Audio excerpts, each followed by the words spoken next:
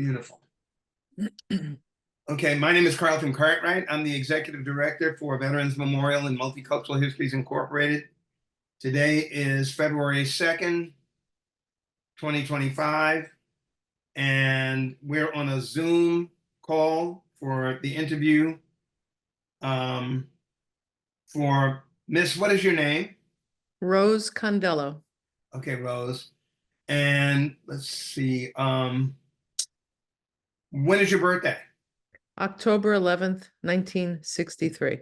And I don't need the full address. What is the city and state you live in? Freehold, New Jersey. Okay.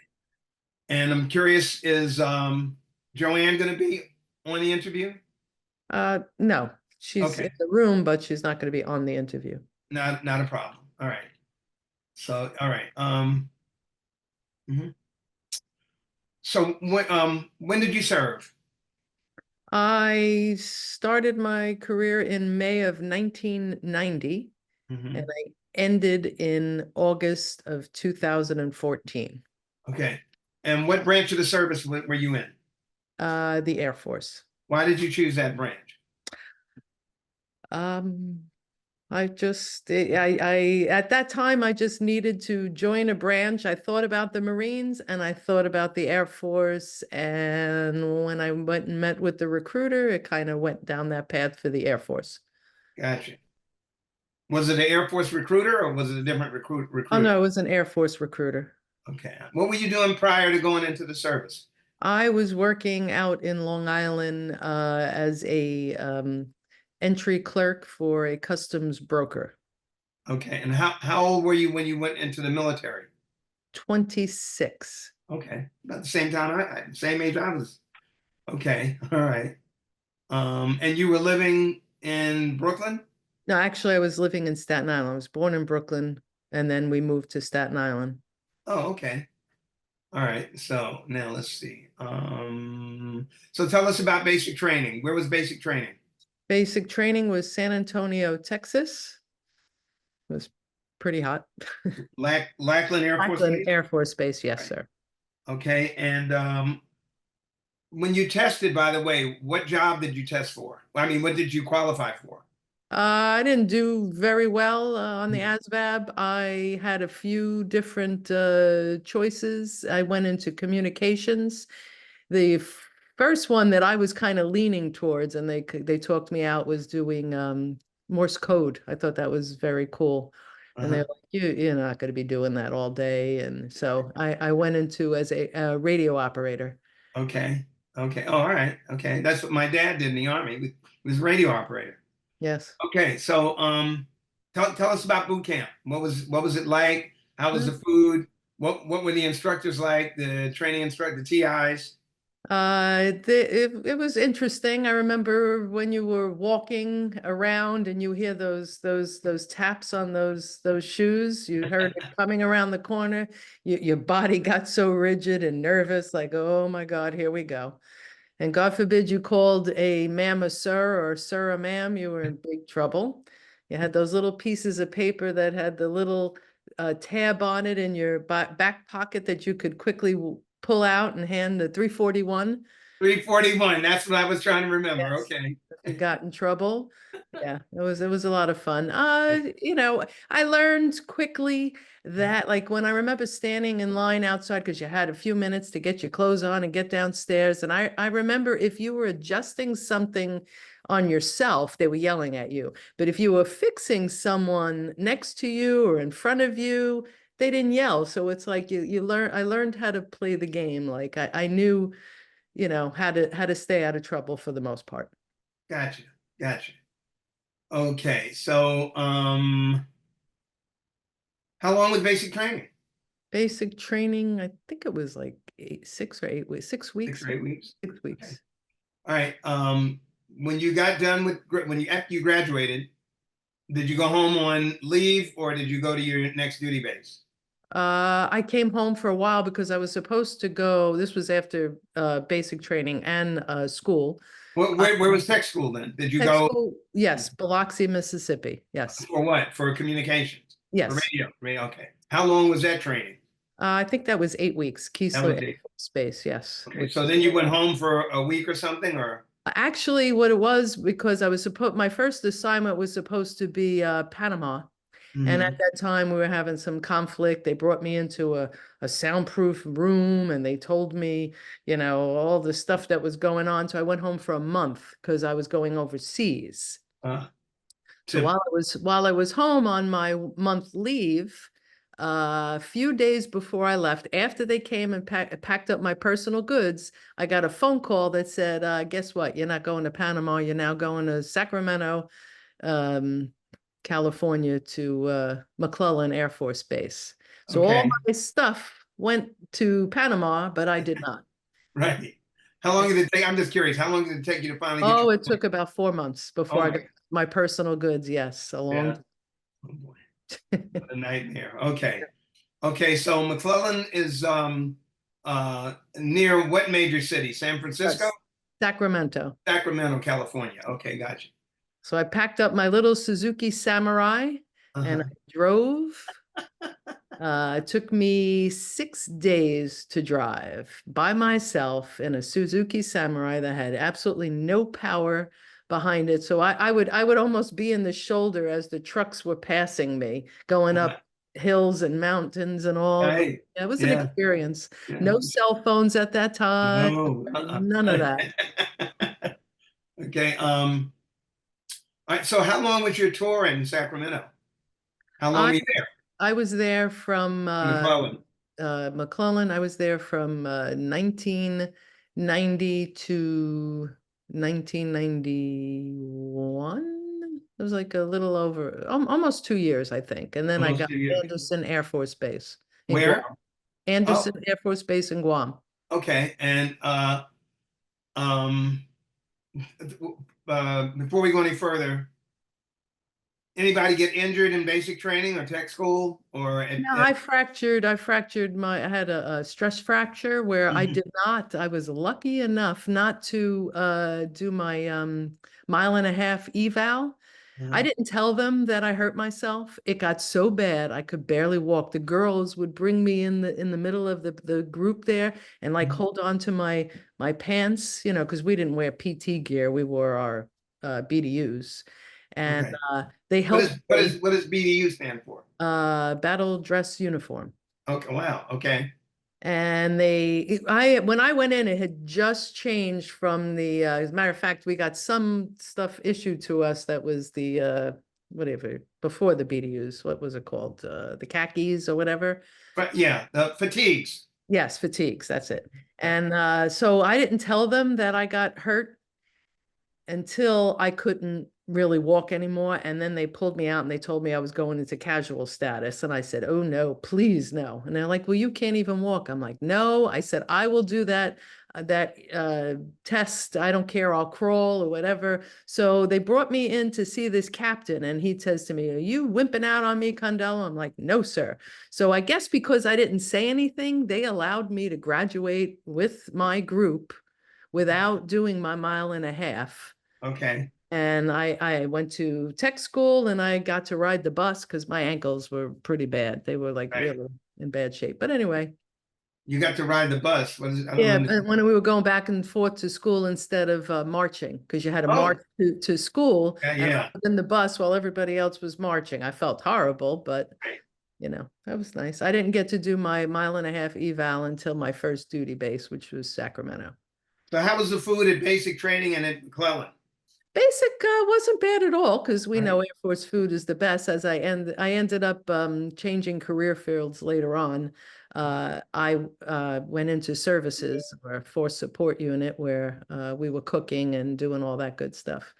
The food wasn't bad. I used to volunteer when they asked for. I know they told you never to volunteer, but we did to work in the dining hall and help Okay. out and so on.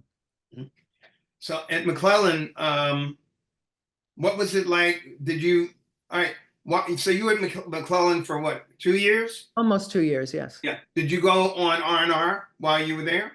Go Yeah. home on leave or Did go I? and Yeah, experience I think I, California or what? yeah, I experienced California, which was great. So I eventually did the entire length of Interstate 80. So I started in New York where it started, and then I ended up going to San Francisco. We'd go up in the mountains. We did all the local area. I had a friend that lived in LA, so I went and visited him. So we do, a couple of local trips and got to experience Sacramento, but that was about it. I Nice. didn't have that much money to do much.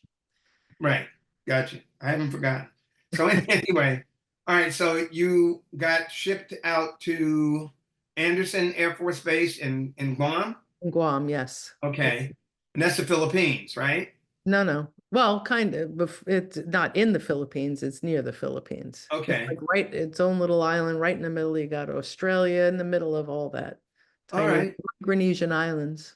What are the name of them? Near the Micronesian islands. Micronesian. Gotcha. Okay.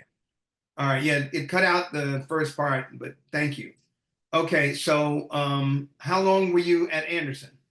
Almost 2 years. I got out 6 months early on a Palace chase because Bill Clinton was cutting back. So I was able to get out like with six. Normally, you needed 1 year to get out. I had 6 months, and I joined a National Guard unit at that time. So that's when I got out of active duty and went into the National Guard. But I was in Guam for almost 2 years. So Okay. I really actually only did 3.5 years of active duty. That's what I was getting ready to ask you. Okay. So then Air National Guard. So when you separated, where did you go? Okay. So where, when you separated, where did you go to live? I went back home. I lived with my parents for a while Staten uh, Island? in Staten Island, yes. And I And, joined the National Guard unit in Long Island, New York. It was a small little 2-unit base, Roslyn Air National Guard base okay. in Roslyn, New York. And how long were you in the National Guard? I was in the National Guard from 1993 until I retired in 2014. Okay. So on your, so you just had to go once a month and then 2 weeks out of the year, right? Correct, yes. Okay. So did you deploy anywhere? I deployed a lot because I was in a combat comm unit and, Uh-huh. and I deployed I used to do Cobra Gold, which was Thailand, in Korat, Thailand. I did that twice. They were 3 months each time.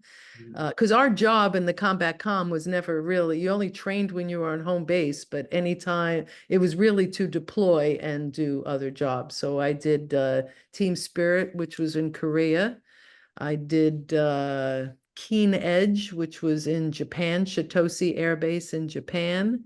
Mhm. Um, and I think that was about it for that. Yes. What other jobs are you talking about? What other jobs did you do? I just did at that time I was communication. So I did the radio. We did different types. There's many different types of radio. I was GCCS, What is that?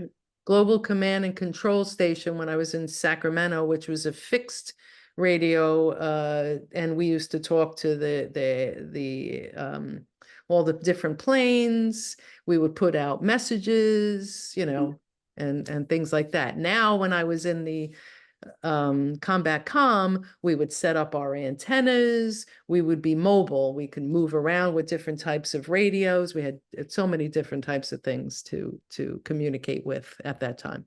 Okay.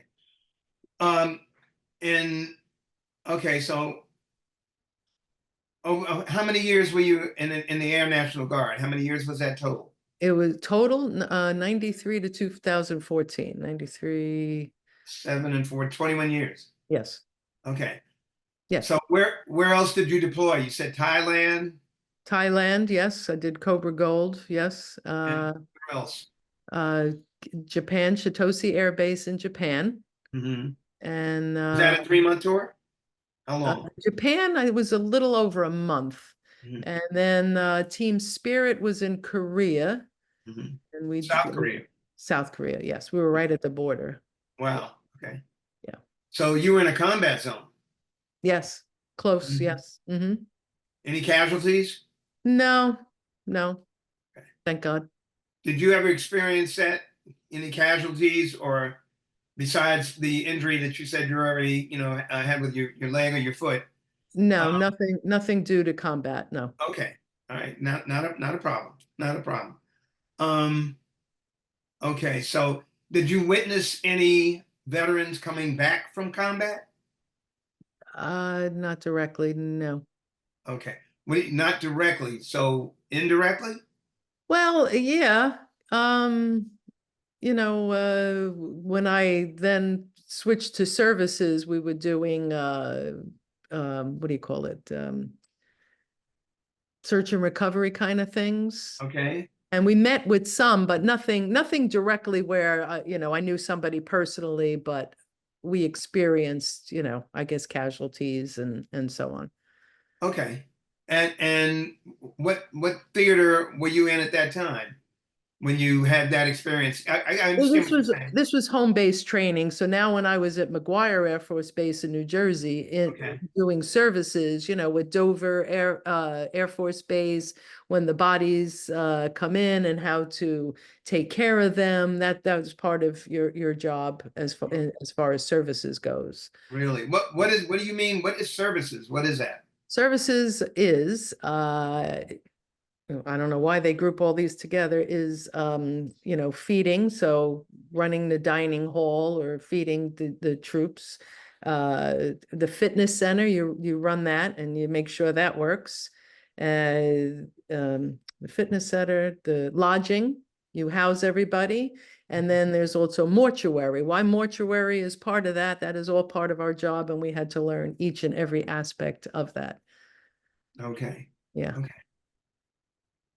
Okay. Um, so you were never a prisoner of war? No, No. thank Okay. Um, tell me two of your most memorable experiences. Well, first of all, let's sort of wrap up that 21-year period with the Guard. What other places did you travel to on deployment or maneuvers or with the I military?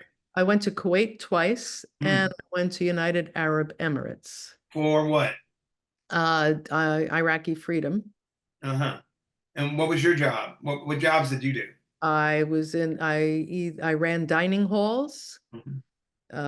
What it was when you're in those theaters, you're not actually cooking. They call them TCNs, third country nationals that are from other countries, civilians that come in. You have to make sure that they're okay coming into the base. You watch them as they're cooking our food. You make sure they're doing it right and they're not,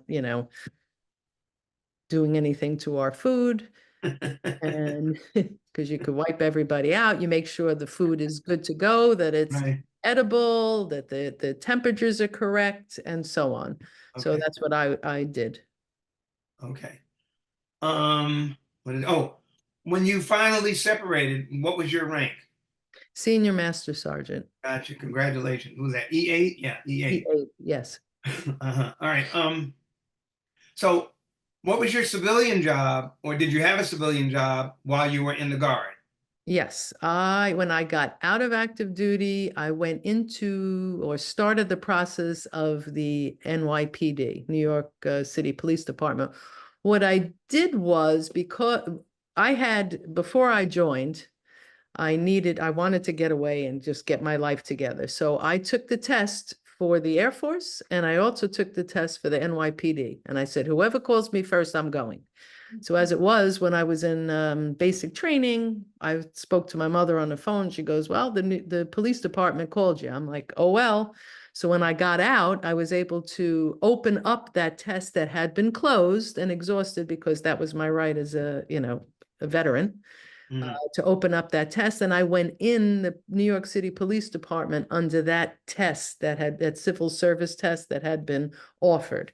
Okay. When I got out of active duty, I took every civil service test out there. I took the post office, everything. And then I started the process for the police department. So I joined the police department in 1995, but my seniority technically went back to 1990 when I could have joined the police department.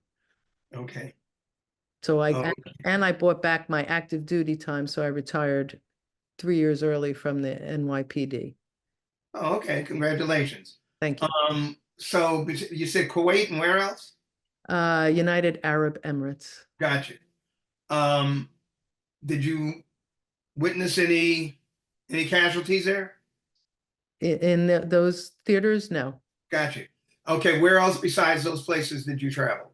Little bases around, I went to Utica, New York, Rome, New York, little training sites. Um, can't remember everything else. I went to a lot of different places, but Okay, good for you. training like in Michigan, where we used to have for my job, you have to go every 3 years. Alpina, Yeah, that's it. right? Good old Alpina. Right. Been there many times. Okay, really? Okay. Where else? Any other place you have? Uh, let's see. We used to help out a lot, feed the kids like they would do these summer youth programs. So we'd go, there's a base not too far from McGuire, and we would go there and spend like a week while the kids were away on summer camp, and we would feed them and, different things like that. But nothing, Do you have children? I do not. Okay. All right. All right. Tell me two of your most memorable experiences throughout your military career. One that which I'm kind of pretty proud of. So because I was NYPD, Hmm. I happened to be deployed during the first, actually, I think on both two occasions during 9/11. Okay. And the first one when I was in Kuwait, I they wanted me to read on the anniversary. It was the 1 year anniversary. They wanted me to read like the police officer's prayer. We had like a ceremony and a moment of silence and so on. And then we flew home on that day. And I remember flying when we got into New York airspace. You could not get up. You couldn't move, and then we were escorted in by fighter jets. And Mhm. first of all, it took us 7 hours to even leave the country. So you were away for 6 months, and you want to go home. And then I guess they must have been getting threats. They're like, "Okay, we're leaving." Oh no, we're not. Oh, we're leaving. Oh, No, we're not. It was back and forth. But right. and then the next another anniversary. Um, I phoned home and I was able to get a uniform, NYPD uniform, mailed to that was in United Arab Emirates. I got one mailed, and I took my duplicate shield and I put it on they had like a memorial kind of area. And I had my shield put on that uniform in this box that was built. And it was this big ceremony. And then I was interviewed. There was like an article about this whole process of what I experienced during 9/11 and so on. Very, very cool. That was a very cool experience. Nice. Okay. And that was one. So I want one more. Another one. There's so many. That's hard to think of. Oh, okay. When I was in Guam, I experienced two things: a Typhoon Omar, which was 180-mile-an-hour winds. Oh, And then I also experienced an 8.2 earthquake in Guam. wow. Those were Wow. very memorable Yeah, I bet. in that time. Give me some information here. Come on. I It, mean, what was the water like? What was the water like with the typhoon? And then we'll move on to the earthquake. well, that was the first time I ever heard of a tsunami. So here we went through oh, that was from the earthquake. Here we went through a 8.2 earthquake. We have no power, and it took a long time before we got water and so on. How long? A week? Uh, oh no, it was well over a month, like a month and a half before we got water. And Wow. I lived off base, and we were kind of up like a hill, so to get the water up, but my friends were saying, I just lost my train of thought there. It's okay. Um, Oh, we listen to the radio and they say something about a tsunami. I'm like, what the heck is that? And then they explain that the water could come. I'm like, are you kidding me? But those, as being a police officer and all that, I think that was my most scariest day of my life was then during that earthquake. Okay. Yeah. I bet. I bet. So there were a lot of casualties, weren't there? Actually, no, there No, were good. not. Yep, because Guam was all coral, and all the buildings still stood up. There were ones that had the hotels had to be, a couple of them had to be knocked down. It was kind of damage to them, but there was some broken bones, but that was it. Nobody died, thank God, thankfully. Great, great, great, great, great, great. Um, Medals and citations. Yes, I have one accommodation, two achievement medals, global war on terrorism. I got quite a few.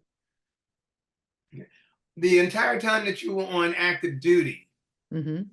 and that's throughout your military career, did you ever have a difficult time keeping in touch with your family? Yes, there were times where I couldn't, when I was away, they had these things called Mars messages. Mhm. Forgot what the acronym stands for, but what we would do is we would have these stacks of messages that we would send over the radio to a ham radio operator back in the United States. That ham radio operator would take it in, and then they would call who you were sending it to and then read it to them. That's how our messages got through. Okay. Um, so okay, and okay, so you were doing messages. Well, so you were able to send messages back home to your family? Yes, but the way was through a ham radio operator. Okay, and so well, did that wind up, I guess, in a paper form or Yes. Well, okay, they would call them on the phone, and they would call your parents, your wife, whatever. I would call my parents through the ham radio operator with the message because we couldn't get in touch with them directly. Same thing, um, in Guam, it wasn't easy to mhm, call. It wasn't like how things are. You could pick up your cell phone, you had to have calling cards and so forth. So there were a okay, lot of times. And then when I was deployed, that wasn't easy either. You couldn't, you had to have a set little time where you had like a 15-minute phone call, 20-minute phone call, and you had right, to call different areas to get that phone call through to home. okay. You felt like you had all the supplies that you needed to do your job while you were in the military? For the most part, and if not, and that showed me a good life experience is to be able to, okay, if I don't have this and I can't do this, but I need this done, what can I do? And you start thinking of how can I get that done? Being able to think on your feet. Gotcha. Okay. All right. Was there a lot of stress in your jobs? And if there was in any of them, how did you handle the stress? There was, yeah, quite a lot of stress. I would go, I think both of my jobs were extremely stressful. I would just jump in with both feet, do what I had to do, pray that I made the right decisions, and thought about it after the fact. You never thought about it like, oh my God, what are the repercussions or whatever, and just went with it. Lots of stress. Lots of stress, huh? Well, because I was responsible for a lot of people in the military, How many people were you? well, So yeah, in my last station, like 80 people or so in my that's a unit. lot of Yes. people. Yeah. That's a lot of people to be responsible for. So you supervise up to 80 people at a time. Oh, yeah. Wow. Yes. Okay. Congratulations. Thank you. Um, have you called out? Have you named just off the top of your head? I don't care whether it's R&R. I don't care if you're in the National Guard or on active duty. Any place that you can remember that you traveled um, while you over that period of time in your life, actually. Where else have you visited Europe? I have. I've been to Italy. Mhm. I've been to Spain. Uh, where else have I been?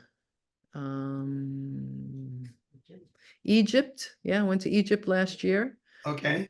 Um, Israel, Hmm. right before all that stuff happened. I was like, oh my goodness, is it Right. us or what? But Just in time. Yeah, I got you. yeah. All right. Uh, what about the states? Where you? I know you've driven through quite a few. Quite a few. I've been through quite a few states. Yes, Maine, anywhere you could think of. Texas several times, Okay. with the Air Force for training. Um, California, as we stated, I've been through that. Oregon, Washington State. Yeah. And I plan Nice. on doing a lot more. Eventually, right now I'm taking care of my elderly parents, but eventually I'll get a mobile home and start seeing this entire country. Okay. Nice. Nice. GI Bill. Use that for anything?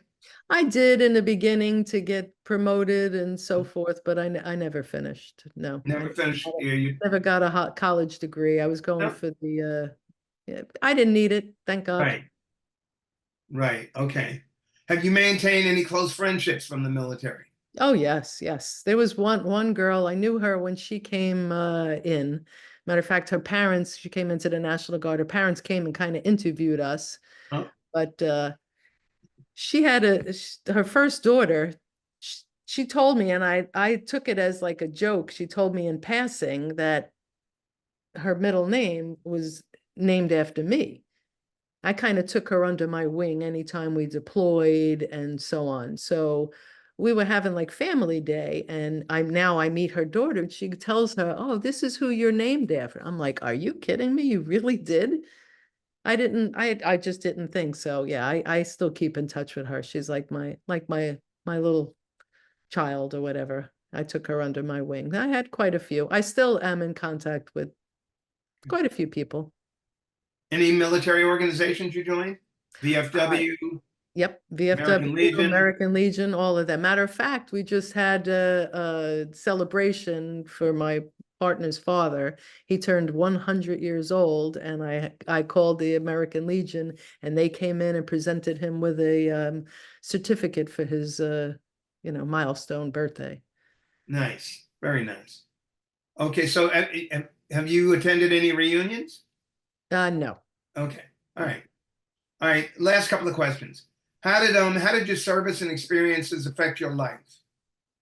I think in a very positive way. It taught me a lot of good lessons. It taught me to be organized. Like I said Yeah. before, to think on my feet and handle a situation. Okay. And did your military experience influence your thinking about war or about the military in general?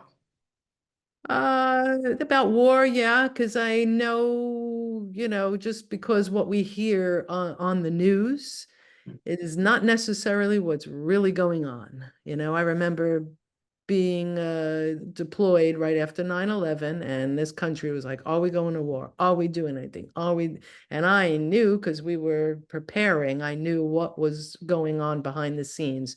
So there's always stuff back in the works that we're not aware of, and that's okay. You got to trust in that it's going to be handled properly. Okay. Is there anything that you'd like to add that we have not covered in this interview Um, that you'd like to share with us? no, I think I think you got everything? I think I got it all. Okay. All right. All right. Well, I want to thank you. I want to thank you for two things. I want to thank you for a great interview. And I also want to thank you for your service. Thank you. Thank you for Okay. doing this. This is very cool. And when you get an opportunity, I know she's there in the room, but I want to thank Lisa and Joanne and also my friend here, Dr. Harville, for introducing me to all of you. It's been just great. Yes, very cool. Okay. Thank you very much for what you do. You are more than welcome. Let me just pause this. Yeah, I just wanted to let you know that a copy of this will go to the Library of Congress for posterity. You'll get a copy on a DVD. Also, I will do an MP4, and you'll have a link to my YouTube channel. All right, so it'll go out to social media. It'll be on Facebook. It'll be on YouTube, Facebook, and LinkedIn, and maybe X, maybe not. Okay. So anyway, just to inform you of the process. You needed pictures, or you need some pictures? If you have photos that you would like to send me JPEGs, Okay. If you can send me JPEGs, doesn't matter if they're email or on the phone. Okay. I can put them, I can superimpose them on the tail end of the video. Okay. That's what Joanne's grandfather. Auto. I haven't met the ladies, but just going back and forth, I'm not sure which is which. Okay, so it's Okay. all good. Yeah, but do that, and we'll get that done. Give me about a week, and I should be able to wrap this up. Okay, Great. Thank you very much. you're more than welcome.